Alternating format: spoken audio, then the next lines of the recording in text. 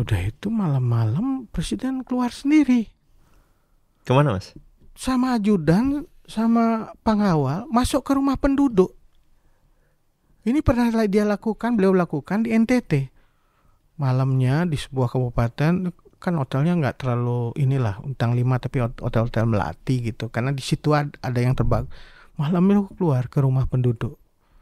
Nah di rumah penduduk itu yang dia lakukan apa? Ketika ada kasus di kepolisian kan, Mas, ketika kemudian Pak Jokowi mengundang semua jenderal-jenderal dari kepala kepolisian, Polda sampai ke level Polres ya, dengan tanpa tongkat komando, kemudian tanpa HP dan sebagainya, itu kan orang bertanya-tanya, ada apa sebenarnya ini? Kenapa, apa yang diinginkan oleh Pak Jokowi dengan mengundang polisi dengan cara seperti itu?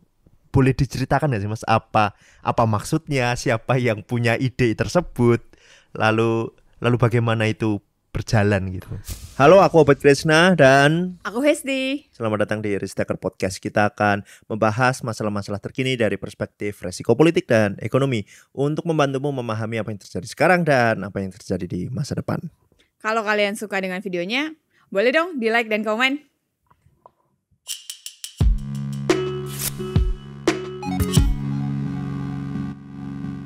Selamat datang Mas, Anak Agung Gede Ngurah Ari Dwipayan atau panjang banget. Kita panggilkan Mas Ari Dwipayan. Iya, ada yang panggil Mas Ari, Beli Ari, Gong Ari, macam-macam. Mas Ari ini aktivitas sehari-hari sebagai koordinator staf khusus presiden ya Mas ya? Iya, sejak 2019.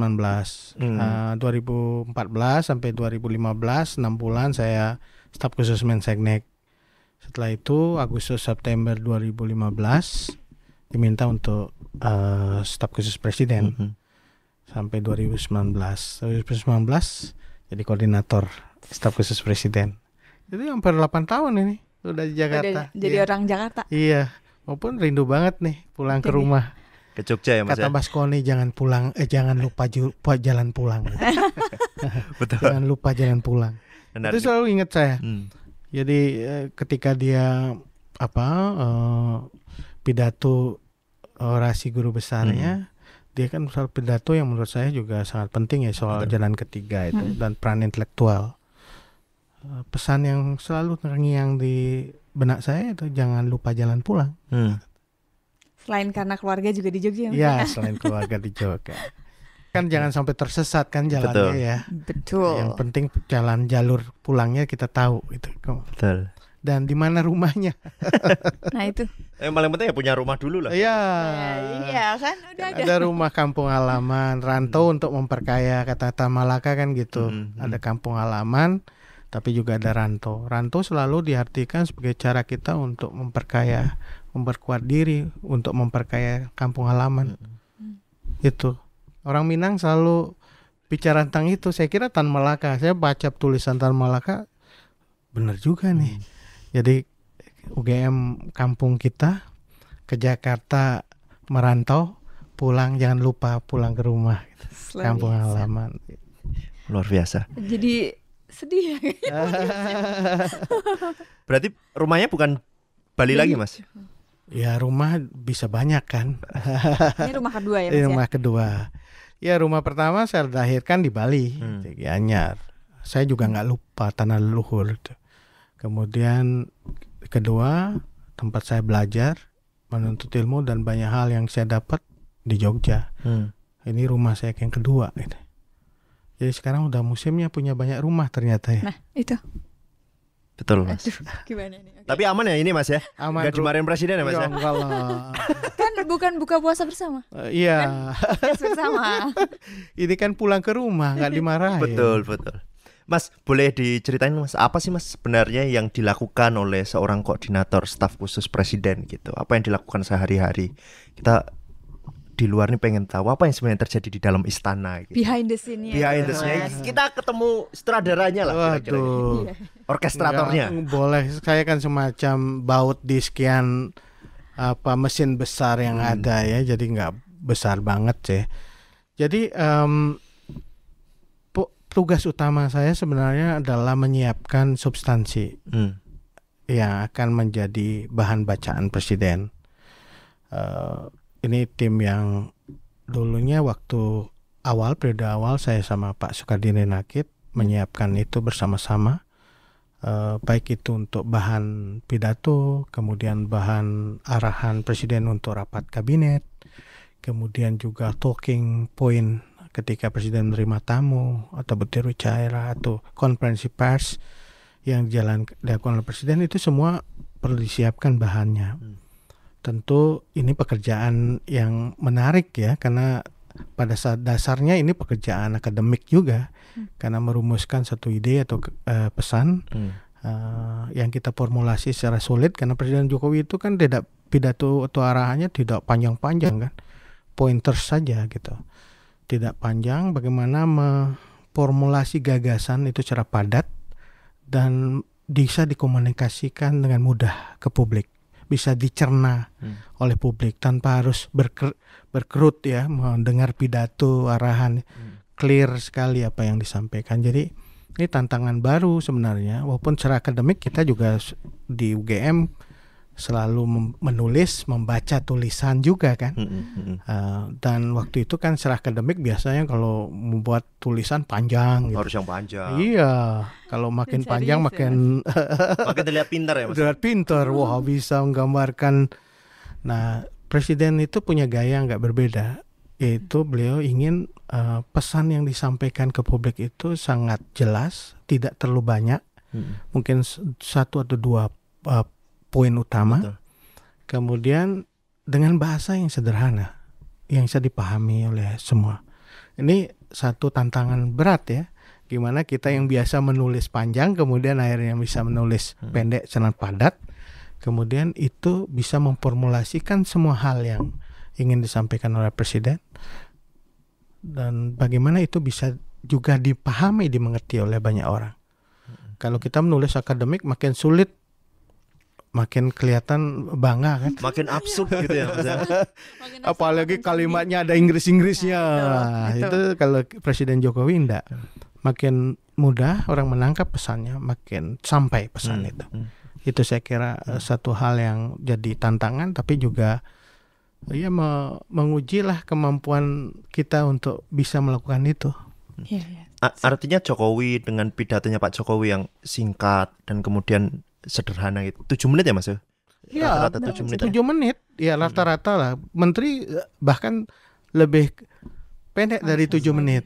Bagaimana presidennya 7 menit kalau menterinya bisa lebih dari 7 menit? Kan nanti yang panjang menterinya bukan presidennya.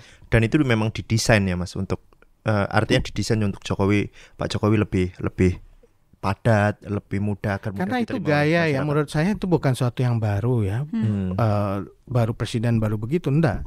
Itu adalah bagian dari akumulasi. Beliau waktu wali kota Solo, kemudian gubernur DKI juga gayanya kurang lebih sama gitu.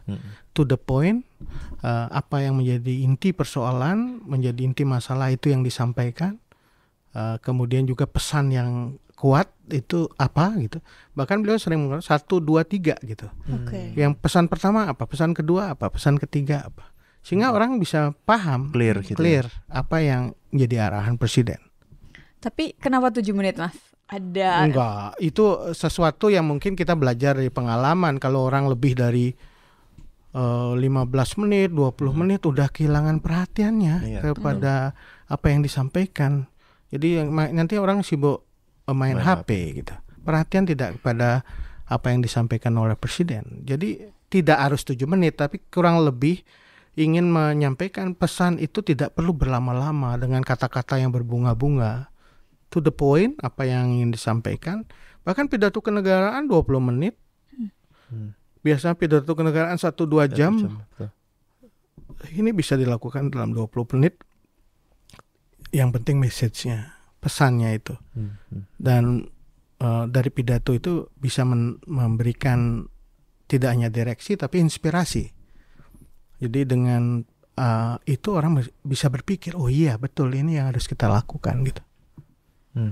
Apakah itu juga kemudian membuat Jokowi ingin memberi pesan ke birokrasi yang di bawahnya gitu ya. Biasanya pejabat-pejabat kan bupati, gubernur itu kalau pidato ya lama-lama dan sangat birokrat. Jangan kan yang disapa itu bisa berapa ya? 10. Yang terhormat itu bisa berapa ya? Mas, saya mau cerita Mas, kemarin kita ada acara lah dengan satu kementerian itu. 5 menit sendiri Mas untuk menyapa Mas. Ya.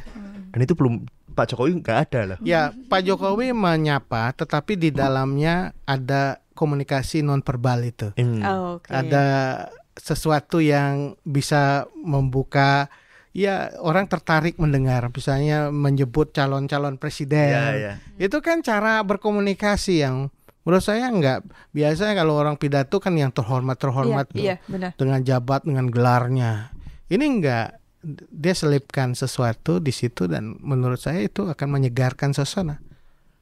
Menyegarkan suasana karena orang kan dengan begitu tertarik mendengarkan atau bahkan tertawa mendengar apa yang disampaikan oleh presiden di awal. Tapi ketika masuk substansi, apa yang disampaikan presiden selalu hal yang sangat penting ya. Tidak kata-katanya bukan sesuatu yang kita sulit pahami, tapi sesuatu yang clear beliau sampaikan. Sulit nggak sih Mas buat Mas Ari begitu? Mas Ari kan punya prinsip mungkin ya Mas dalam menulis, dalam membuat teks gitu, lalu kemudian mencocokkan dengan karakternya Pak Jokowi. Tantangannya tuh apa Mas yang sampai saat ini sulit ya? Karena kita kan di akademik terbiasa dengan menulis seperti yang ada di jurnal, ada di paper. Saya penulis kolom juga panjang gitu. Nah, di sini tantangannya bagaimana membuat satu tulisan gagasan itu sangat padat gitu dan renyah, bisa dicerna oleh orang atau dikunyah oleh orang dan siapapun bisa membaca. Itu berarti menurunkan ego kita. Dulu kita secara akademik seolah-olah semua kalau ngutip itu kan dulu kalau kita akademik ya, kalau nggak ngutip karya orang lain itu kayaknya enggak, dan bukan nama-nama keren ya. Buku ini dengan karyanya Antonio Gramsci, siapa lagi gitu. Kalau kita nggak ngutip nama dan kayaknya nggak akademik gitu, atau kita kurang yakin dengan apa menjadi pandangan. Tapi menurut saya di situ letak yang tantangannya, bagaimana gagasan-gagasan yang sudah kita formulasikan itu kemudian bisa disampaikan dengan mudah, dan tentu belum tentu apa yang saya usulkan pada presiden itu beliau seperti itu. Beliau punya mungkin gaya lain atau juga pandangan lain, dan itu artinya apa yang juga kita rekomendasikan usulkan presiden belum tentu digunakan oleh beliau. Beliau punya cara sendiri. Ada cerita-cerita seru yang banyak itu sebagian besar apa yang kita sampaikan ke beliau, ya beliau sebagai bahan bacaan dan beliau punya artikulasi yang berbeda, gaya yang berbeda, mana yang lebih ditekankan oleh beliau. Tapi setidaknya kita udah nyiapkan sesuatu yang menurut kami penting gitu. Tapi presiden seringkali gitu, bahkan beliau mempunyai satu pilihan artikulasi dan itu sesuai dengan dinamika kadang audiensnya, kemudian respon terhadap pidato sebelumnya. Jadi lebih ke spontan. Walaupun beliau kasih catatan juga. Jadi catatan-catatan yang boleh buat itu jadi dielaborasi oleh beliau lebih tajam gitu. Nah, itu artinya ya belum tentu apa yang kami siapkan itu seperti itu yang disampaikan oleh presiden. Beliau punya kecerdasan untuk memilih kemudian akhirnya apa yang beliau anggap tepat itu dalam pidato itu. Ada cerita-cerita menarik ya Mas yang bisa di-spill gitu, diceritakan. Banyak, contoh Mas, ya yang kami nggak tahu gitu ya Mas. Iya. Atau awal-awal mungkin orang awam nggak tahu. Iya, kalau awam pidato kita hampir semua terlalu panjang itu beliau nggak pakai gitu. Beliau punya di awal-awal itu. Di awal-awal tahun 2014, 2015 ya kita menulis pidato semakin panjang semakin bagus gitu. Tapi beliau enggak, makin pendek makin bagus gitu. Apalagi gaya beliau untuk menulis pidato tidak naratif, tapi pointers. Jadi pointers satu pointers apa, 2 pointers apa, 3 pointers apa, sehingga beliau lebih terlihat lah apa yang menjadi pesan utamanya. Dan pidato kenegaraan itu juga begitu, bolak-balik beliau kalau memang terlalu panjang beliau tidak akan akhirnya beliau meminta untuk lebih pendek dan lebih pendek lagi. Kemudian tekanannya di mana gitu.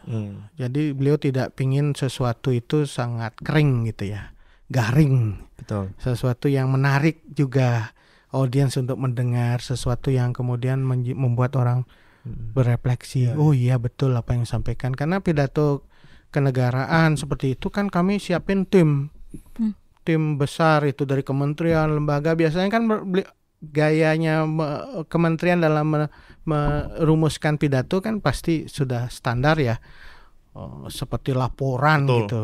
Tapi presiden kan tidak ingin bahwa pidato kenegaraan itu laporan beliau. Beliau ingin memberikan arah bagi bangsa ini, optimisme supaya menghadapi situasi.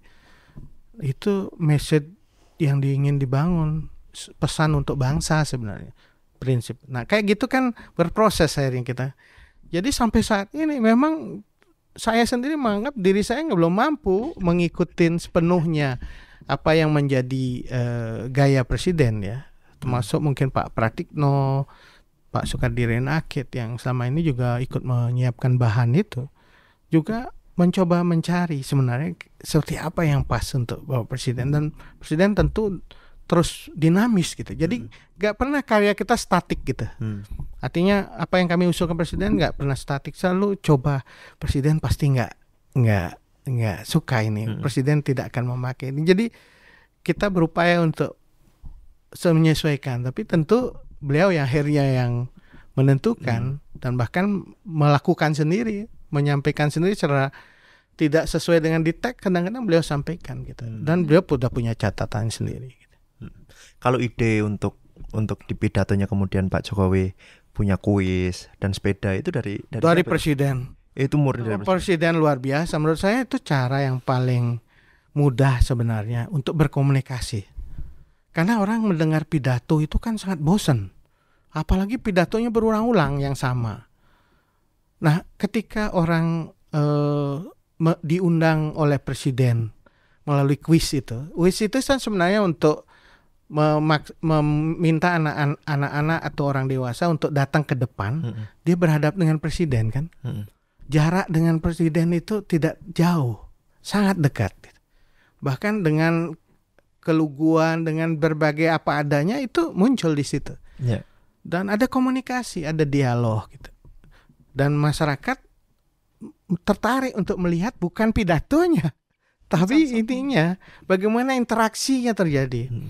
Nah, oleh karena itu menurut saya ini justru cara berkomunikasi yang interaktif ya. Presiden memberi kesempatan kadang orang yang untuk maju ke depan untuk menyampaikan, ditanya misalnya sertifikatnya kapan, untuk apa gitu. Ini lahan yang diberikan untuk perhutanan sosial mau ditanami apa, berapa hasilnya. Jadi ada dialog gitu. Dan orang menyampaikan apa adanya. Karena yang ditunjuk kan bukan diatur. Orang yang ditunjuk presiden secara langsung ya. Oh coba naik tangan itu ke depan. Dan saya sukanya karena jarak kekuasaan itu makin pendek. Ya, orang tidak canggung dengan presiden, menganggap bagian dari, bahkan merangkul, memeluknya gitu. Nah itu bagian dari sesuatu menurut saya sebuah cara berkomunikasi, tapi juga merepresentasikan jarak kekuasaan yang dekat gitu. Ya. Kita juga sering lihat kan Mas, Pak Jokowi itu kalau datang ke berbagai daerah itu pakai pakaian adatnya. Nah, gitu. Apakah itu sesuatu yang memang diatur secara stylenya, wardrobe-nya gitu, itu merupakan bagian dari komunikasi politik yang ingin disampaikan Pak Jokowi? Presiden, ya itu satu hal yang pertama beliau lakukan adalah hadir di acara kenegaraan dengan pakaian daerah. Itu belum pernah terjadi sebelumnya. Di awal memang ada pelantikan menteri dengan pakaian batik. Setelah itu selesai, tapi beliau hadir di acara 17 Agustus proklamasi kemerdekaan itu dengan pakaian daerah. Dan pidato kenegaraan juga dengan pakaian daerah. Artinya pakaian daerah itu mendapatkan panggung kan. Jadi identitas Indonesia orang tahu akan beragam, punya keragaman, tidak hanya budaya tetapi juga gaya pakaiannya. Dan orang baru tahu Baduy itu begitu, NTB begitu pakaiannya, NTT begitu. Suku-sukunya orang makin tahu. Dan sekarang orang berpakaian daerah itu pakaian Nusantara itu biasa gitu. Gerakan untuk menggunakan itu. Saya kira dalam secara simbolik itu merepresentasikan bahwa kepemimpinan yang harus bangun adalah kepemimpinan yang menghargai keragaman budaya. Kita harus terbiasa dengan Bhinneka Tunggal Ika itu, dan itu tercermin dalam berbagai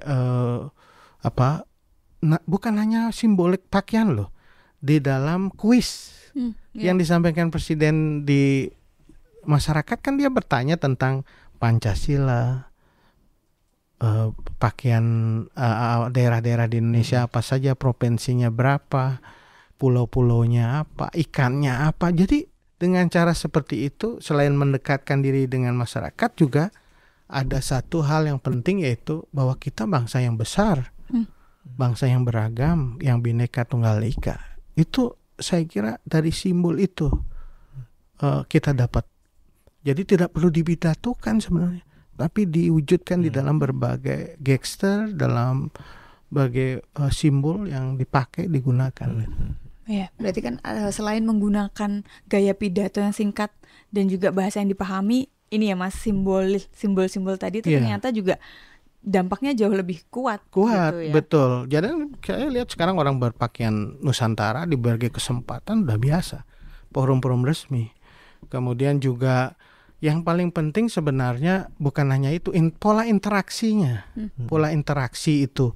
Jadi saya waktu 2014-2015 juga kaget lihat istana yang selama ini kan kalau kita lihat tamu ke istana itu kan jelas ya, biasanya dari kalau nggak menteri, duta besar atau pemerintahan negara lain, pejabat eselon 1. Ini berubah karena apa? Presiden menerima tamu dari berbagai kalangan. Gitu. Supir truk itu pernah diundang ke istana, pelawak pernah diundang, seniman, budayawan diundang ke istana. Jadi diajak makan.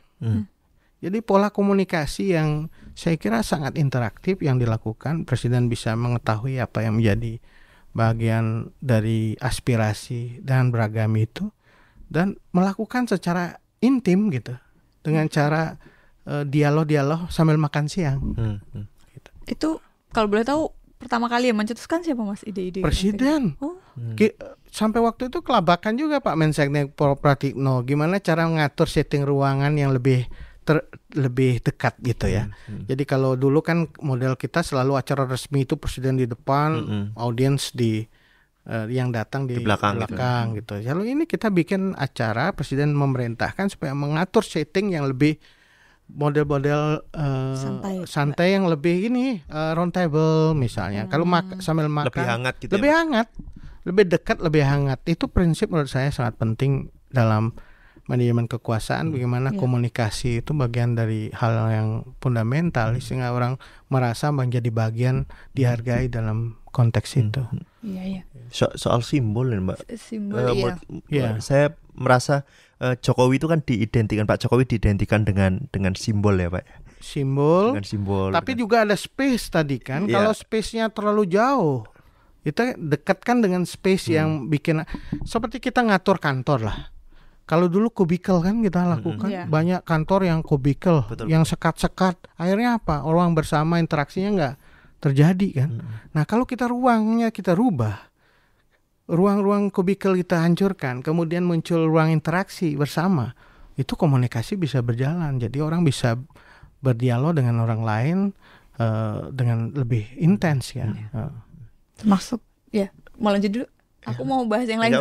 Jadi tadi ketika Mas Ari bilang ini ada perubahan pola komunikasi, jadi kan membuat pengaturan itu juga berubah gitu, termasuk birokrasi. Nah, ada nggak sih Mas dampak lain yang mungkin pernah nggak tahu, mungkin nggak cuma kritik ya, tapi respon yang ya mungkin kaget gitu ya, karena diundang orang-orang yang sebelumnya nggak pernah datang ke istana, terus ini diundang gitu. Jadi semua berubah ya, protokoler, pengamanan Presiden harus menyesuaikan dengan gaya Presiden. Kalau Presiden dulu gayanya beliau mengundang orang-orang ke istana, kan artinya protokol perlu menerima. segala macam. Kan orang itu tidak semua harus berjas, ada pakaiannya bermacam-macam. Itu harus diterima sebagai bagian dari yang substansi kan komunikasi presiden, sesopan gitu pakaian. Kemudian pengamanan juga gitu. Terutama ketika presiden keluar istana ya, artinya kunker belusukan itu kan satu model yang agak berbeda akhirnya. Pengamanan dulu kan steril begitu. Tapi sekarang dengan cara interaksi presiden bersentuhan dengan masyarakat kan berubah akhirnya. Kerja keras mereka untuk mengamankan ini. Termasuk juga protokolnya. Jadi nggak bisa ngatur waktu yang sangat ketat gitu. Jadi satu kali kunjungan bisa berapa titik. Berapa titik ketemu dengan orang dan interaksi dengan berbagai masyarakat gitu. Itu bisa orang yang tidak punya stamina yang cukup, dia kecapekan untuk ngikutin ritme itu. Karena pertemuannya bisa dari satu titik ke titik lain. Dan itu biasa lewat darat presiden. Setelah datang ke suatu tempat, dari titik satu ke titik lain lewat darat, lewat singgah satu titik lagi, interaksi, sehingga jadi bisa berapa titik. Saya kemarin itu di Bali, setengah Pulau Bali kita lalui itu dalam satu hari. Kita mulai dari nginap di Gianyar, masuk ke Tabanan ke Buleleng ke arah barat, ujung barat Pulau Bali, masuk Jembrana, Tabanan lagi, Denpasar. Coba. Itu salah satu contoh ya. Contoh lain banyak yang kita bisa lihat. Jadi intensitas pertemuan dengan masyarakat sangat tinggi. Selain itu rapat-rapat kabinet juga sangat banyak gitu. Jadi bisa jadi rata satu rapat intern bisa 1 minggu 6 atau 8 kali gitu. Jadi rapat intern, rapat terbatas, jadi suatu hari bisa 2 rapat kabinet yang mengundang tidak seluruhnya ya, beberapa menteri. Itu bisa dilakukan. Dan itu artinya proses pengambilan keputusan bisa dilakukan lebih cepat. Arahan-arahan presiden bisa dijalankan. Jadi ritmenya intensitasnya lebih tinggi. Dari sisi rapat, kalau kita bisa hitung rapat-rapat dari 8 tahun terakhir ini, jumlah rapat yang sangat tinggi ya Mas. Sangat tinggi sekali, karena per minggu bisa jadi minimal 2-3 kali rapat. Kunjung kerja seluruh Indonesia hampir ya, setiap hari, setiap minggu atau satu bulan bisa berapa tempat di Indonesia. Nah itu artinya kita dituntut untuk punya kecepatan di dalam proses membantu beliau ya, karena acaranya banyak, yang disiapkan tentu sangat banyak. Betul. Bagaimana tuh Mas proses untuk menyiapkan dengan strateginya? Nah, itu memang stamina sendiri itu. Jamu, vitamin. Tapi ritme kerja saya biasanya acara itu presiden tidak pernah panjang ya, dalam pengertian perencanaannya. Artinya kita bisa mengetahui sebuah acara agenda itu dalam berapa hari lah akan ada acara ini. Dan tentu itu berarti harus disiapkan bahan-bahan yang dibutuhkan untuk acara. Dan acara itu acara yang sudah terjadwal dan acara-acara yang mungkin ada yang pada hari itu akan muncul. Biasanya kita disiapkan daftar acara yang akan ada muncul besok. Baik itu diberitahu oleh sekretaris pribadi presiden maupun juga oleh protokol begitu, acara apa yang harus disiapkan bahan-bahannya. Nah itu yang tugas kami itu untuk membantu beliau untuk menyiapkan itu sehingga bisa paginya beliau sudah mendapatkan bahan dari kami gitu. Bahan untuk pidato, bahan untuk arahan, talking point dan lain-lain. Jadi ini kejaran waktu juga gitu.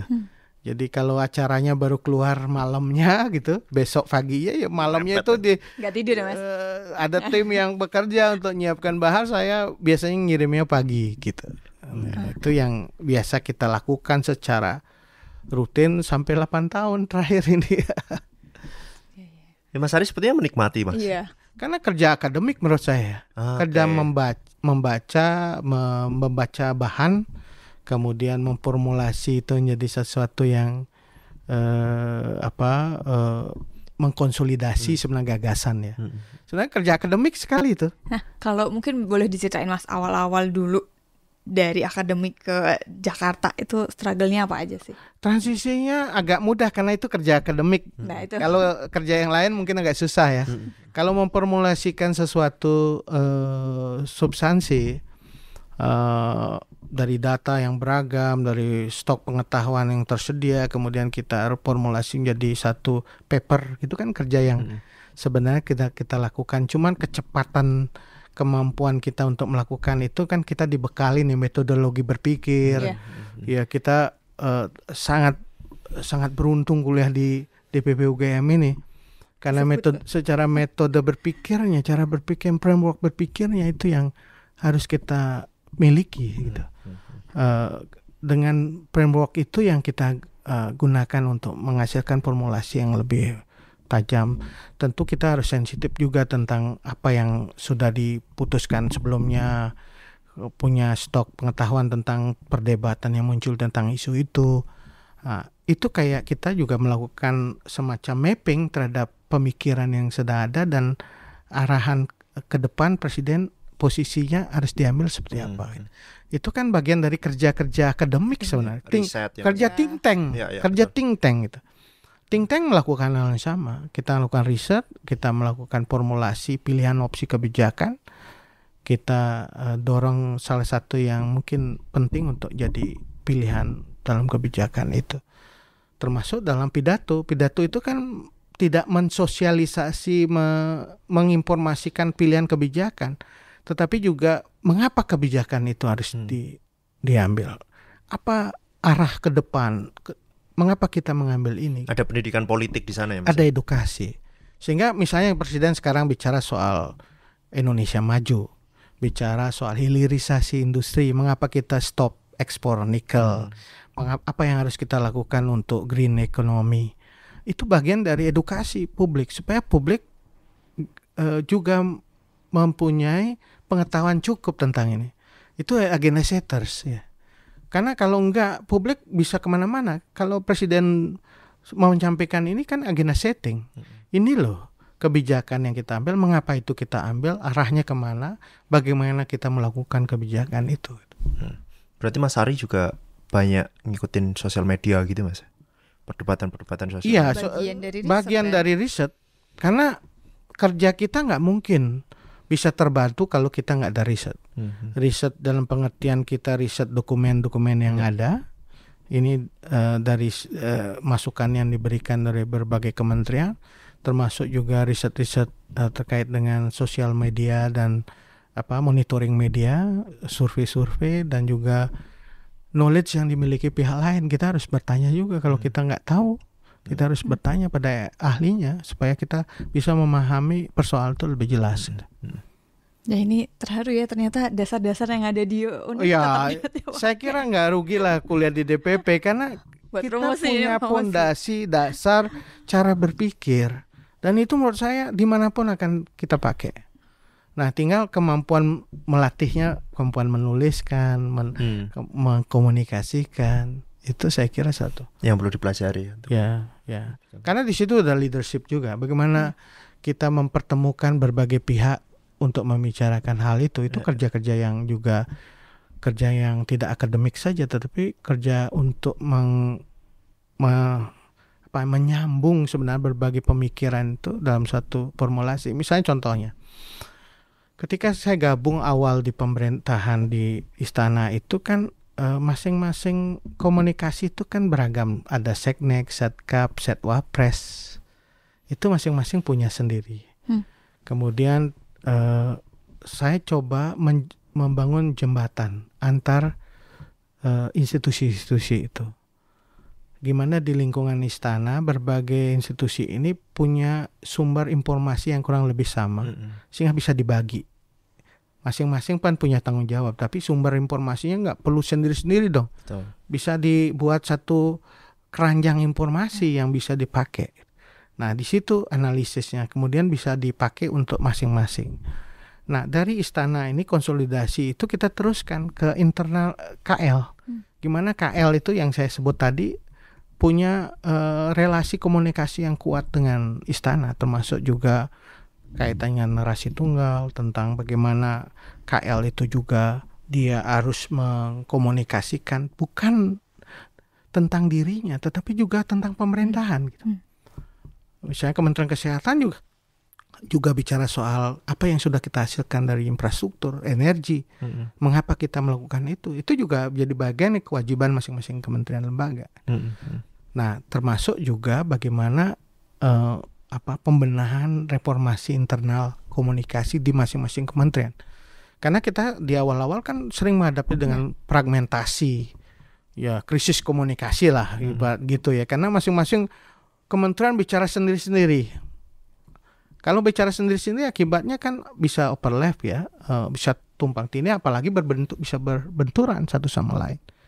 Maka itu harus dibangun sebuah manajemen orkestrasi komunikasi yang lebih baik, termasuk di istana gitu.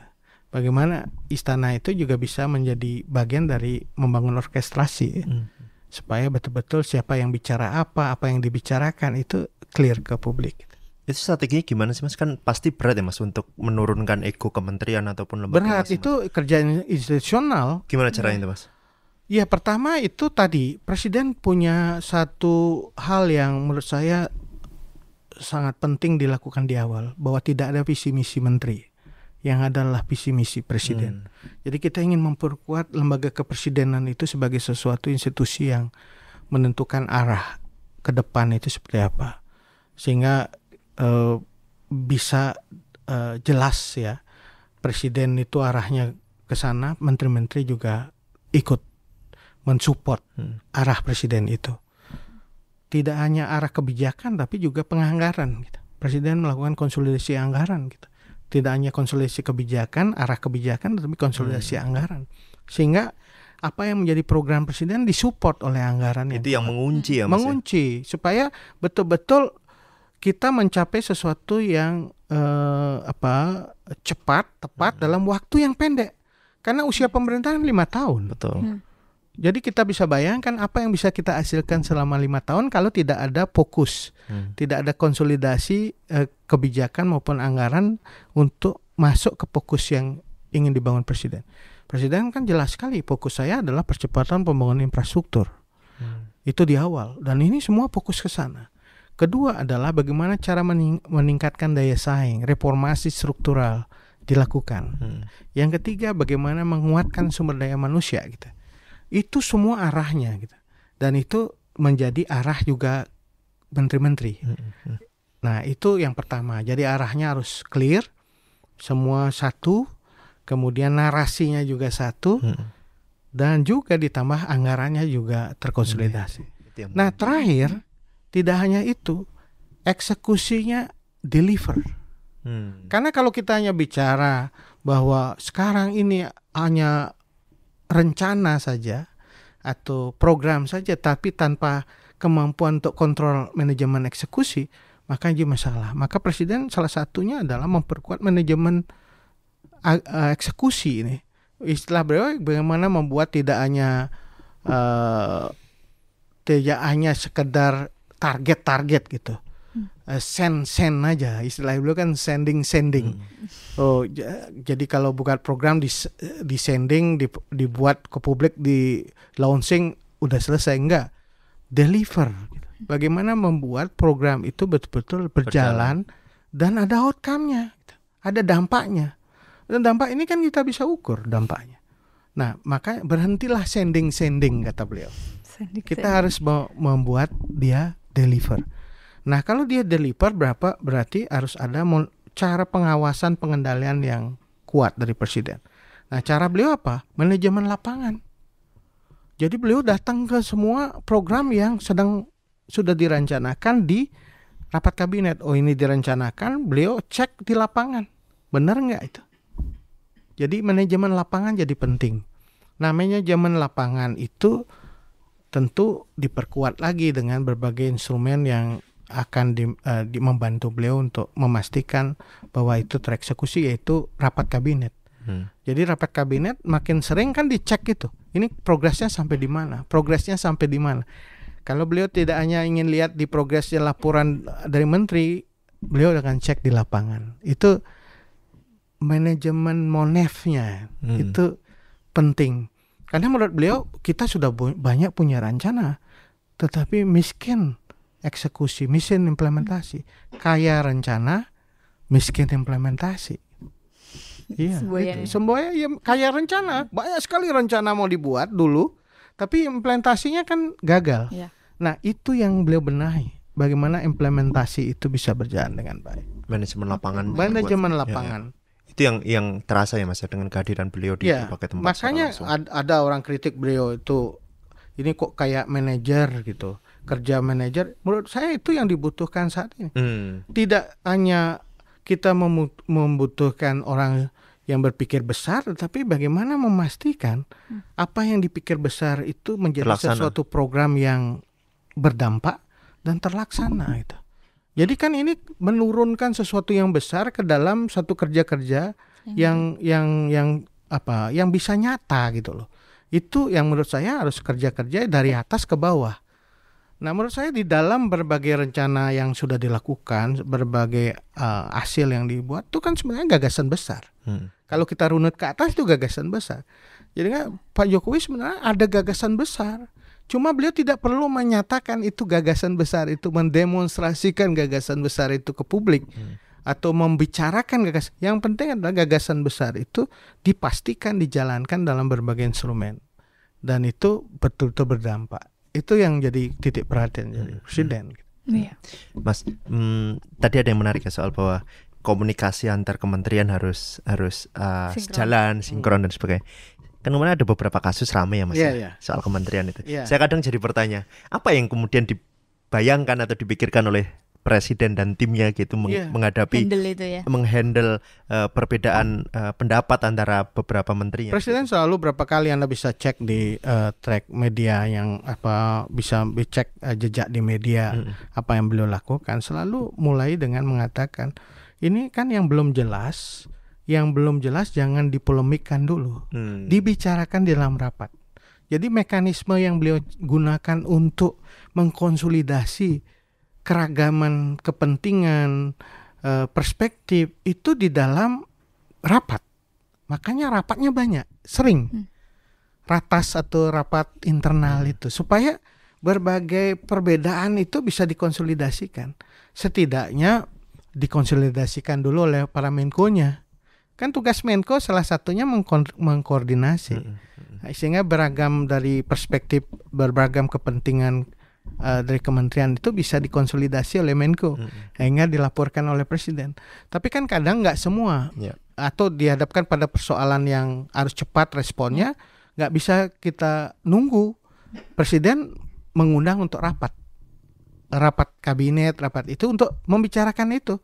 Nah, menariknya kalau memang belum selesai, masih perlu perdebatan, beliau delay aja. Kita sudah selesaikan, ambil keputusan dulu, kita tunda rapatnya, kita bertemu berikutnya untuk mendapatkan keyakinan tentang putusan. Tapi rapat yang berikutnya tidak terlalu lama. Dan para menteri sudah bisa mendapatkan arahan apa yang harus PR mereka selama itu. Dan setelah itu diputuskan. Putusannya jelas ini. Gitu.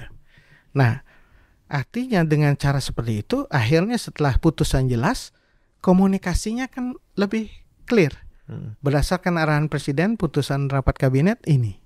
Jadi tidak akan mungkin ada polemik. Jadi pengalaman kemarin justru jadi pelajaran berharga untuk mengelola ini dengan lebih baik melalui mekanisme rapat kabinet, rapat terbatas, dan kemudian setelah mengambil keputusan, narasinya tunggal. Tidak ada akan muncul narasi lain karena sudah diputuskan. Gitu. Nah, itu mekanisme institusional sebenarnya untuk memastikan konsolidasi itu terjadi. Gitu. Kalau enggak, ya tetap aja setiap menteri akan bicara dengan kepentingan perspektif mereka sendiri. Gitu. Ya, ini kan artinya perubahan pola komunikasi yang terjadi.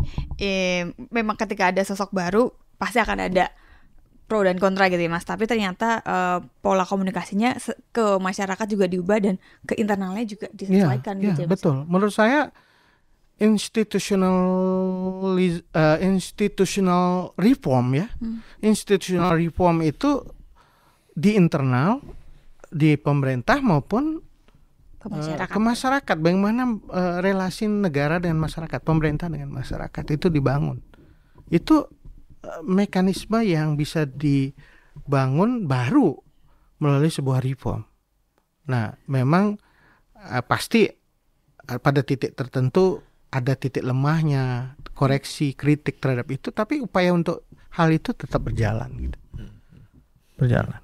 Mas, kami juga mencatat ya Mas, di sosial media itu banyak narasi yang mengatakan bahwa Pak Jokowi ini kan orang Jawa, suka dengan simbol-simbol. Saya ingin balik ke yang awal gitu, sehingga ada banyak hal-hal yang dilakukan oleh Pak Jokowi itu dilihat dari sisi simbolisnya gitu. Yang paling menarik perhatian kan sebenarnya ketika ada kasus di kepolisian kan, Mas, ketika kemudian Pak Jokowi mengundang semua jenderal-jenderal dari kepala kepolisian, Polda sampai ke level Polres ya, dengan tanpa tongkat komando, kemudian tanpa HP dan sebagainya. Itu kan orang bertanya-tanya, ada apa sebenarnya ini? Kenapa, apa yang diinginkan oleh Pak Jokowi dengan mengundang polisi dengan cara seperti itu? Boleh diceritakan nggak sih Mas, apa maksudnya, siapa yang punya ide tersebut, lalu bagaimana itu berjalan gitu Mas? Ya memang aturan waktu itu tidak memungkinkan tongkat itu dibawa gitu ya. Ada penjelasan dari sekretariat presiden waktu itu. Secara teknisnya ya Mas. Secara teknisnya, tetapi intinya bahwa di era Pak Jokowi itu pola komunikasi antar presiden dengan berbagai unsur pemerintahan dilakukan direct, tidak indirect. Direct itu pengertian begini. Dengan eselon 1 beliau undang seluruh eselon 1 kementerian lembaga untuk mendengarkan apa menjadi arahan presiden. Kemudian kepada seluruh pangdam, kejaksaan, polisi juga sama. Direct arahan itu diberikan oleh presiden. Agar memastikan, dan termasuk juga gubernur dan bupati, apa yang menjadi visi misi presiden itu dipahami betul oleh mereka. Ini arahnya kemana? Ini pemerintahan ini arahnya mau dibawa kemana? Dan apa yang akan menjadi agenda-agenda strategis presiden? Karena penopang dari bekerjanya visi misi presiden kan sebenarnya struktur birokrasi. Kalau itu mesinnya tidak jalan, itu apa yang beliau rancang itu kan tidak jalan. Karena sadar betul bahwa ada dua level yang penting. Satu birokrasi, satu otonomi daerah, pemerintah daerah. Karena sekarang kita punya dua itu. Kebijakan politik yang dibangun oleh presiden itu akan dijalankan oleh birokrasi pemerintah pusat. Dan itu tidak hanya menteri ya, di bawah itu ada dirjen, ada direktur. Yang kedua dijalankan oleh gubernur dan bupati wali kota. Nah, kita punya sistem politik yang agak mengalami proses reformasi kan, di mana relasi antara politisi dan birokrat itu mengalami proses baru. Kemudian hubungan antara pemimpin presiden dengan gubernur wali kota juga dalam sistem demokrasi kita kan belum tentu satu arah. Bupati wali kotanya aja belum tentu sama, satu jalur gitu. Apalagi dengan presiden gitu. Nah, ini harus perlu orkestrasi gitu. Bagaimana memastikan mesin yang menjalankan pemerintahan itu betul-betul satu visi. Makanya satu visi ini yang penting sekali beliau tekankan, harapannya bisa dijalankan. Nah, mengenai simbol-simbol itu pesan secara verbal ya, pasti. Simbol-simbol pasti banyak beliau lakukan itu untuk menekankan soal itu. Bahkan tidak hanya simbol ya, pengertiannya dalam bahasa yang terbuka juga beliau katakan.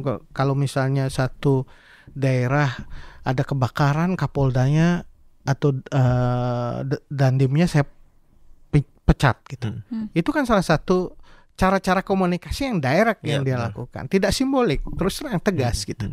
Tapi ada yang memang agak simbolik, yang beliau ingin melihat sesuatu reaksi dan lain-lain, itu biasa terjadi. Dan orang membacanya seperti apa gitu. Jadi justru makin ramai makin bagus katanya. Dan memang itu yang dicari ya Mas ya. Ya ramai makin bagus, orang jadi tertarik melihat membaca. Kalau seperti saya sampaikan di kuliah tadi, kalau hanya dengar pidato aja mana yang orang tertarik. Kalau orang melihat gestur presiden, simbol-simbol presiden, itu orang menjadi menarik. Dan itu kan dilakukan di masa krisis kan Mas. Maksudnya ketika suasana sedang ramai dan chaos gitu. Ya, krisis. Ya, kita berhadapan terus dengan krisis ya. Krisis demi krisis, dan pengertian Presiden Jokowi justru menurut saya teruji dalam berbagai krisis demi krisis.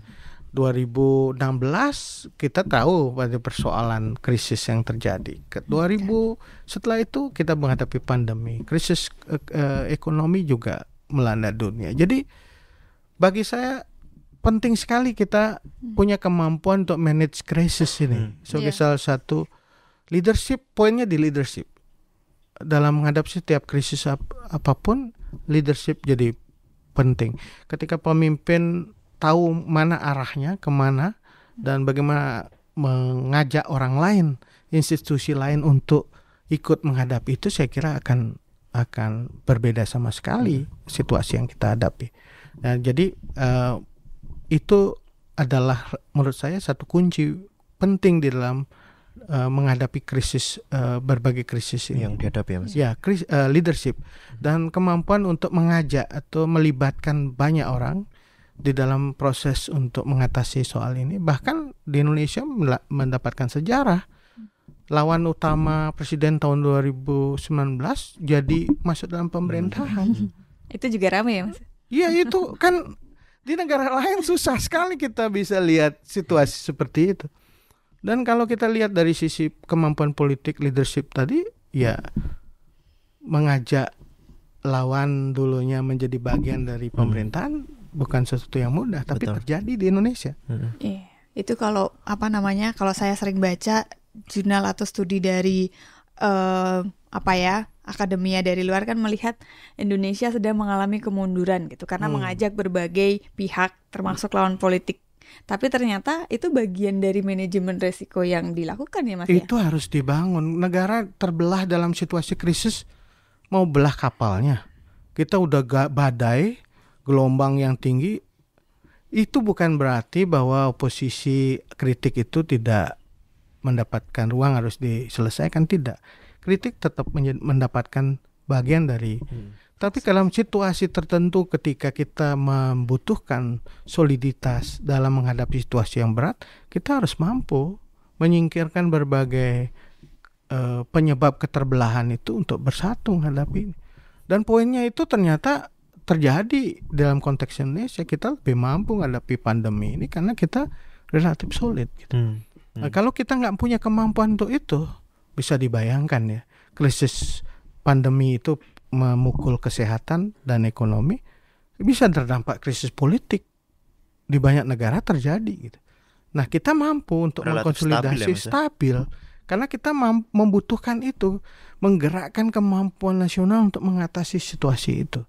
Nah, tetapi itu kan dalam perspektif lain dipandang berbeda, tapi menurut saya itu adalah kunci. Kalau enggak, kita kan nggak bisa menghadapi situasi yang berat ini. Gitu. Iya. Apa sih Mas yang ini mungkin pertanyaan terakhir ya Mas ya? Yakin. Ya gitu. Ini waktunya udah hampir 1 jam saya. Ada banyak hal yang pengen kita obrolkan sih Mas.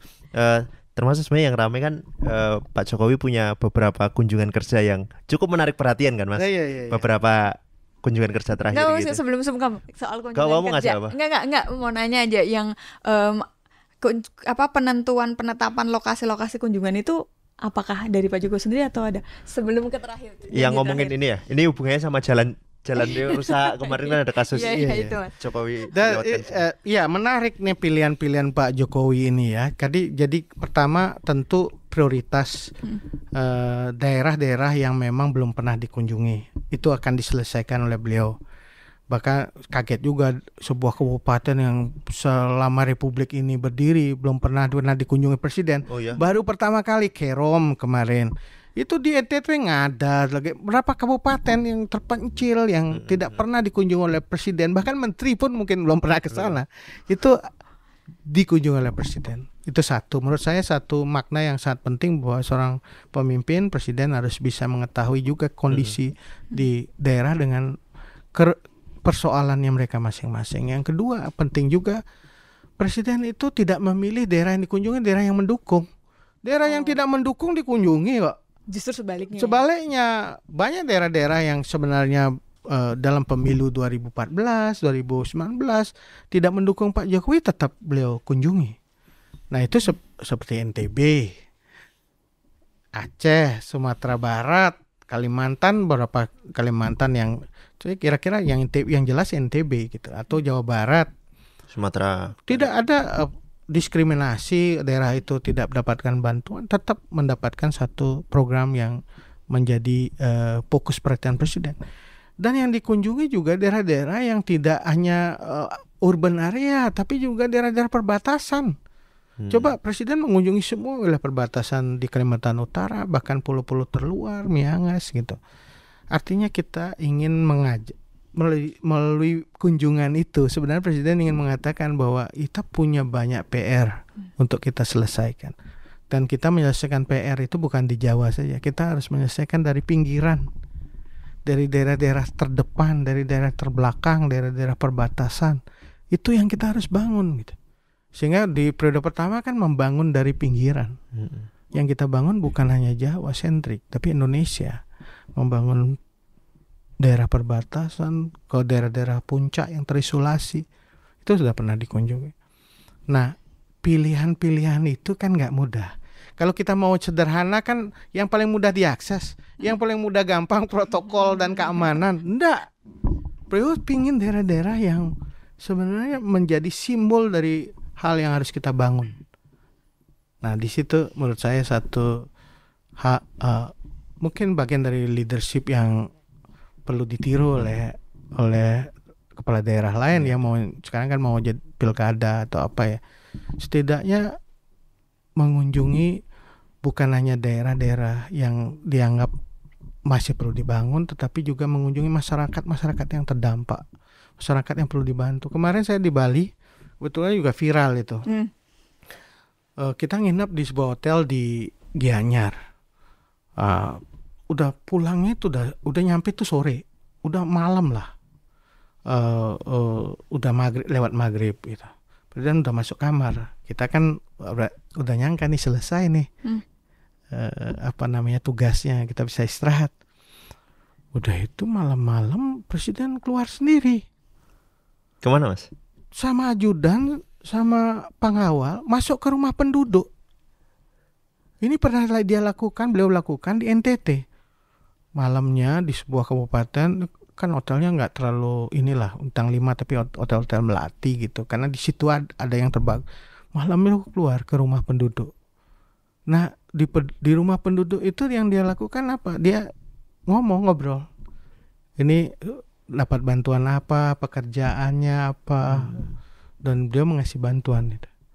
Jadi itu nggak dipilih, tapi dia datangin mana saja lokasi yang menurut beliau dia datangin dari sekitar hotel. Dan itu di luar agenda resmi ya Mas? Tidak ada di agenda resmi. Yang datang itu cuma presiden, ajudan, sama pengawal saja. Wah itu kalau aku jadi Mas Ari udah deg-degan banget tuh. Wih, deg-degan dong, kita tidur pulas waktu itu presiden keluar. Kita nggak tahu, besok paginya baru ajudannya bilang Bapak keluar gitu. Dan untungnya ajudan juga video kan waktu Bapak itu. Nah itu artinya bahwa kita perlu banyak mendatangi masyarakat gitu lah. Tidak harus dengan protokol. Kalau protokoler kan sudah pasti disiapkan, ada ketemu orang tertentu. Ini enggak ada pengamanan, orang kan harusnya daerah yang dikunjungi disteril dulu. Iya, itu enggak. Harusnya kalau sesuai protokolnya Mas ya. Gitu. Nah, jadi saya baru pasti wah ternyata keluar dong malamnya. Kalau keluar ke mall udah biasa, malamnya keluar ke mall. Padahal satu tempat presiden menarik gitu. Paginya datang ke acara itu, ini kebakaran hutan. Beliau cek situ ada parit macam-macam. Oh udah ada. Kembali ke hotel. Diam-diam kembali lagi ke lokasi yang sama. Beliau ingin memastikan betul nggak yang dilaporin itu.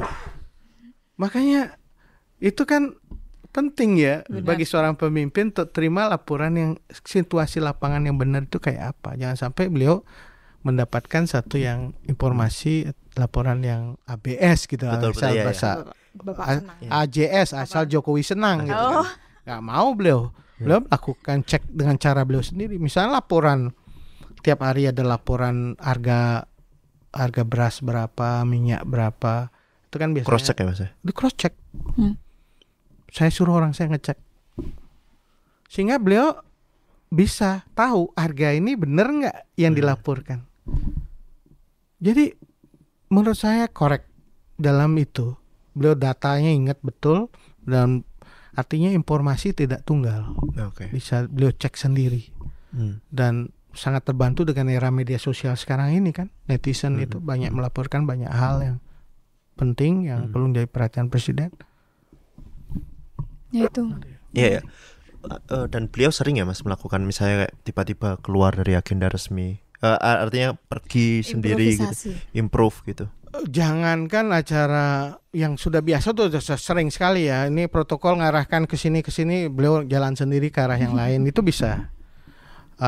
Beliau beli, kalau beliau ke pasar, beliau pasti beli barang-barang di pasar yang beliau suka, dialog dengan. Tapi yang menarik adalah waktu G20 ini kan sudah diatur tuh anunya, arahnya waktu acara nanam mangrove itu. Habis ini kan stepnya sangat rigid kan, karena terkait dengan protokol. Nah kebetulan waktu itu ada delay karena ada rudal yang di Ukraine, negara G7 rapat dulu, setelah itu aman mereka datang. Nah ketika sudah datang mereka kan dirancang sebenarnya belok kiri gitu, setelah lihat diajak jalan oleh presiden, belok kiri ke arah tempat persemaian bibit gitu, yang ada atapnya gitu kan, suasananya panas. Presiden nggak ke kanan, presiden nggak ke kiri seperti protokol, ke kanan. Beliau ngapain Mas? Mencontohkan, kan digerumbungin kepala negara lain, beliau mencontohkan tentang bibit, menceritakan tentang bibit itu di pematang itu loh. Nah padahal awalnya harusnya ke kiri, tapi beliau ke kanan. Dan justru ini menarik bagi pemimpin negara-negara ini karena nggak sangat dekat kan, orang bisa bertanya, orang ngeriung gitulah, ngerompok gitu. Presiden jelasin pohonnya di sini akan ditanam gitu.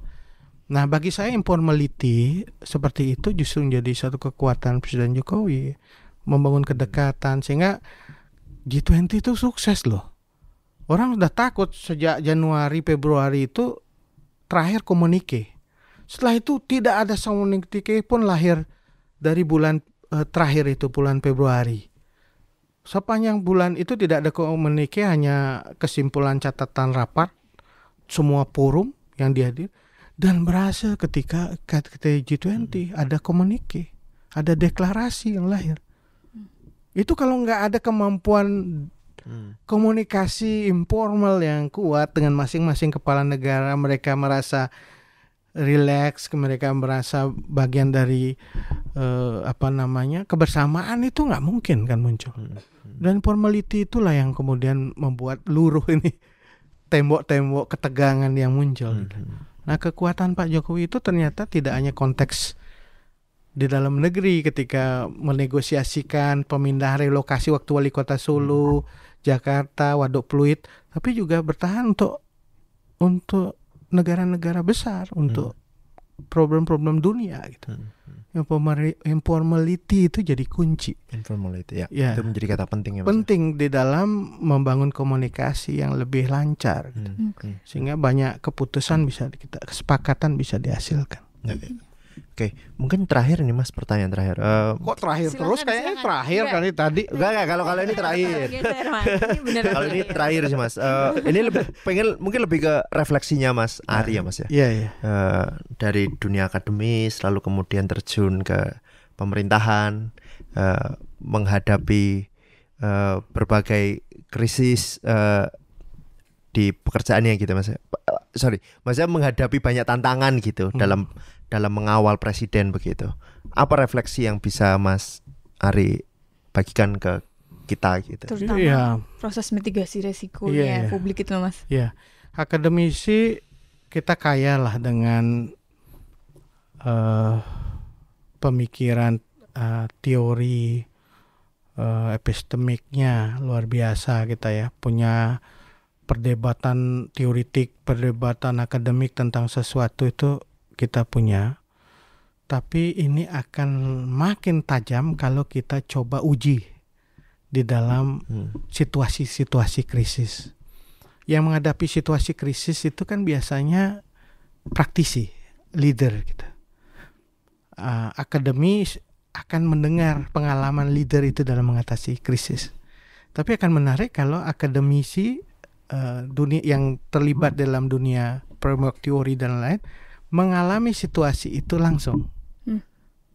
Dan dia berupaya untuk mencari formulasi yang kurang lebih bisa berguna, bermanfaat untuk mengatasi situasi itu. Bagi saya kerja organik itu. Intelektual organik kan sebenarnya itu sebenarnya. Kerja yang tidak hanya di Menara Gading di dunia pemikiran, tetapi kita ada dunia praksis. Dalam dunia praksis itu tidak sekedar kita menjalankan exercise of power, tapi juga kita mereform sesuatu. Karena berdasarkan gagasan yang kita ingin bangun. Nah, itu tantangan intelektual sebenarnya dalam penyelenggaraan kekuasaan dalam pemerintahan adalah bagaimana dia mampu menggunakan pengetahuan yang dia miliki untuk melakukan sesuatu yang berguna di dalam pemerintahan. Ada nggak inovasinya, ada reformnya di dalam konteks itu? Apakah dia bisa menghasilkan sesuatu yang baru di dalam mengatasi situasi krisis itu? Nah, pengalaman itu memperkaya sekali apa yang saya miliki. Jadi saya beruntung juga tidak hanya dibesarkan di UGM, tapi juga mendapatkan banyak pelajaran dari pemerintahan. Jadi kalau suatu waktu kembali ke kampus, saya akan lebih banyak bercerita gitu dalam menghadapi situasi ini seperti apa. Jadi tidak semata-mata kita mendengar dari orang lain, tetapi juga mengalami proses itu, membantu orang untuk menyelesaikan soal itu. Dan saya kira itu berguna sekali dan akan bermanfaat bagi mahasiswa yang nanti belajar tentang hal itu.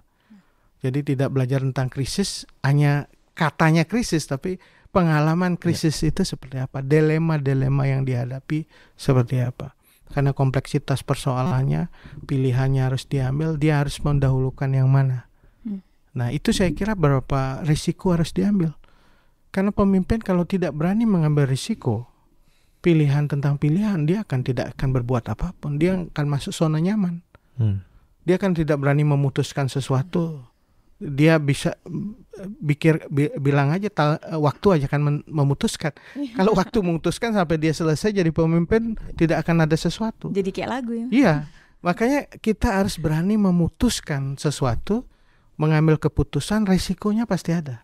Dan itu saya kira kita belajar dari Pak Jokowi. Dia berani mengambil risiko terhadap apapun yang dia lakukan. Kritik pasti ada.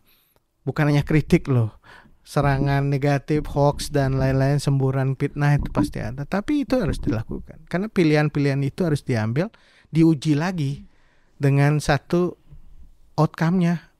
Benar nggak pilihannya ini? Setidaknya secara masyarakat bisa mengetahui apa dampak dari keputusan itu terhadap masyarakat. Saya kira itu yang penting pelajaran bagi kita. Jangan takut mengambil risiko. Karena di akademisi kan kita nggak memutuskan, kita memberi opsi, menganalisis dan ini loh tawaran ini, Anda ngambil ini risikonya, ini kalau ngambil ini enak banget kita ya. Tapi ketika kita memutuskan, kita harus berani nanggung semua risiko yang kita hadapi. Oke. Mantap. Terima kasih banyak Mas Ari. Oke, terima kasih. Senang pulang kampung. Mantap. Kalau dari kata-kata sewaktu-waktu balik ke kamu, saya masih lanjut deh Mas. Masih panjang deh sepertinya waktunya di Jakarta nih Mas. Iya Pak Presiden kan sudah sampai 2024. Berarti itu kan cita-cita masih lama itu Mas ya? 2 tahun lagi. Enggak lanjut lagi Jokowi. Mas. Enggak lah, Presiden udah jelas. 2024 Mas Arinya Mas. Iya kan kita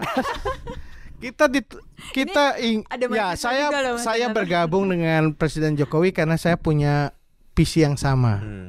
Tapi tentu kita lihat nanti kalau visinya nggak sama ya belum tentu saya gabung kan. Kita lihat kan nggak semudah itu kalau ditawarin sesuatu atau diminta sesuatu kan kita nggak selalu harus terima.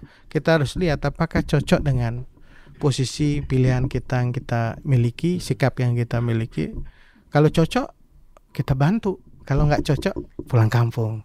Intinya masih ada harapan untuk pulang. Iya, masih ya. Ya pasti lah, pasti balik lah Mas. Iya, buat mahasiswa. Masa saya kan belum guru besar. Oh iya. Masih ada cita-cita. Cita-cita saya, iya Pak Cornelis Le, guru saya, mentor saya selalu bilang, Rih, karir tertinggi dari seorang akademisi itu guru besar. Okay.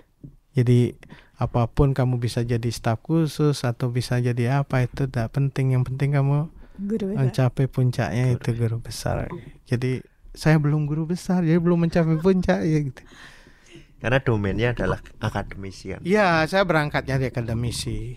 Jadi kalau ini kan bisa pulang kembali ke habitatnya. Terima kasih. Terima kasih.